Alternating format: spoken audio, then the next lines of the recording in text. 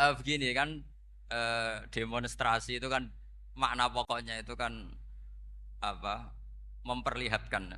Makanya demonstrasi kekuatan maknanya ya show ya memperlihatkan satu apa? Kekuatan. Sehingga kalau dalam Islam itu ya fleksibel asal itu tidak merugikan orang lain, tidak anarkis, tidak mandorot bagi kelompok lain. Assalamualaikum warahmatullahi wabarakatuh. Mohon izin Yai Gus. Saya di sini mau tanya, selain sebagai pelajar santri, saya juga sebagai seorang mahasiswi di salah satu universitas di Surabaya. Yang saya tanyakan sebagai pemuda milenial, kita semua tahu bagaimana keadaan demokrasi negara Indonesia saat ini. Yang saya tanyakan bentuk dari hubul waton minal iman. Hubul waton di sini, bolehkah saya sebagai seorang mahasiswi menyuarakan pendapat saya, berjuang bentuk ijtihad demi keadilan berupa demonstrasi?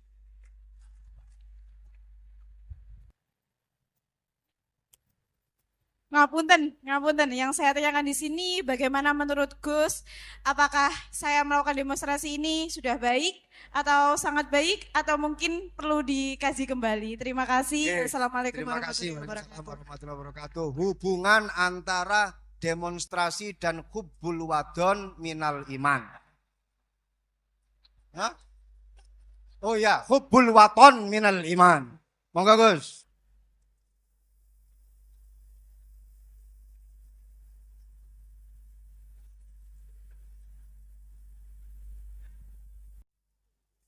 Ini benar-benar ahli loh. Begini kan demonstrasi itu kan makna pokoknya itu kan apa? Memperlihatkan. Makanya demonstrasi kekuatan maknanya ya show ya memperlihatkan satu apa? Kekuatan. Sehingga kalau dalam Islam itu ya fleksibel asal itu tidak merugikan orang lain, tidak anarkis, tidak mandorot bagi kelompok lain tentu boleh. Bahkan kalau tidak apa menyuarakan suara kita tentu dengan cara-cara yang tetap Islami ya. Itu malah kita disalahkan karena berarti tidak ikut bertanggung jawab terhadap proses bernegara. Tapi tentu disuarakan secara konstitusional dan secara baik. Kemarin pas demo di Jogja yang ramai itu masalah rancangan KUHP itu rektor UI juga ketemu saya pamit Gus mau demo aja. Ya tapi yang baik dan sopan kata saya. Karena begini ya. Di Quran itu ada ayat walau la dafu hinna safa'atuhum bi ba'dil fasadatil ard. Jadi kekuatan manapun itu harus dikontrol. Tentu kontrol itu macam-macam. Tapi tentu saya ulang lagi jangan anarkis, jangan melakukan sesuatu yang kontraproduktif. Jadi menurut saya pernah ditanya, Gus kalau pemerintah itu didukung 90% rakyatnya bagus enggak? Ya bagus, berarti presidennya hebat didukung mayoritas rakyat. Kalau hanya 55 ya bagus, presidennya biar tahu, biar hati-hati karena pilih separuh lebih sedikit gitu. Lah kok bagus semua? Ya emang harapan kita sama Allah semuanya baik semua kata saya gitu. Jadi susahnya apa sih kita melihat sesuatu itu asal agama ini kan gampang, asal tidak maksiat itu baik. Asal gak maksiat itu baik. Makhuyira Rasulullah bina amro ini lakhtaro aisarohuma malam yakun isma.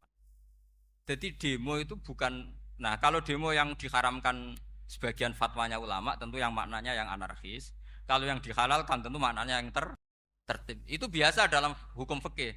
Rasulullah ngendikan A, mahmalnya seperti ini. Rasulullah ngendikan B, mahmalnya seperti ini. Karena kadang ngendikanin Nabi cara zahir berlawanan. Misalnya Nabi ditanya, amal paling baik apa ya Rasulullah? Nyaur utang gitu. Karena biasa yang ngemplang mungkin yang tanya itu tukang. Tapi kadang Nabi jawab birrul walidain. Kadang jawab as-sholat di awali waktiha. Karena penanyanya ini beda. Gimana? Ya ya setakor atau sholat kata beliau. Kan gitu. Jadi ini penting saya utarakan karena zaman Nabi itu ya biasa Nabi misalnya ngendikan sesuatu itu. Terus ada juga sahabat yang memperlihatkan pendapatnya. Tapi tidak niat bantah. Masyhur itu dalam tarikh. Saya beri contoh yang masyhur itu. Nabi pernah sholat duhur itu 2 rakaat. Sebagian riwayat mengatakan asar, tapi yang lebih kuat itu duhur. Setelah 2 rakaat Nabi sholat, itu akabirus sahabat papan atas itu tidak ada yang ngendikan karena mereka sopan semua, tahu etikal. Setelah Nabi pulang sudah dekat pintu, ada sahabat yang berdiri. Ya Rasulullah, aku siroti sholat itu amnasita. Ini sholat model kosor, apa engkau lupa? Tapi sahabat yang nggak tanya, ini niatnya malah lebih agak-agak buruk. Baguslah kalau sholat terbaru 2, berarti besok ya 2. Karena pakai teori nasah mansuh, berarti hukum itu pakai yang terbaru. Jadi gayanya tidak tanya, tapi lebih sama mungkin yang setuju undang-undang tadi ya tentang rumah tangga, kalau istri gak mau dikumpuli tetap dipaksa, nanti suaminya bisa dilaporkan ke pengadilan gitu. Saya pasti mikir saya bukan masalah pengadilannya, pasti istrinya cantik. Kalau jelek kan gak mungkin dipaksa. Ini ketularan. Jadi saya cara berpikir itu,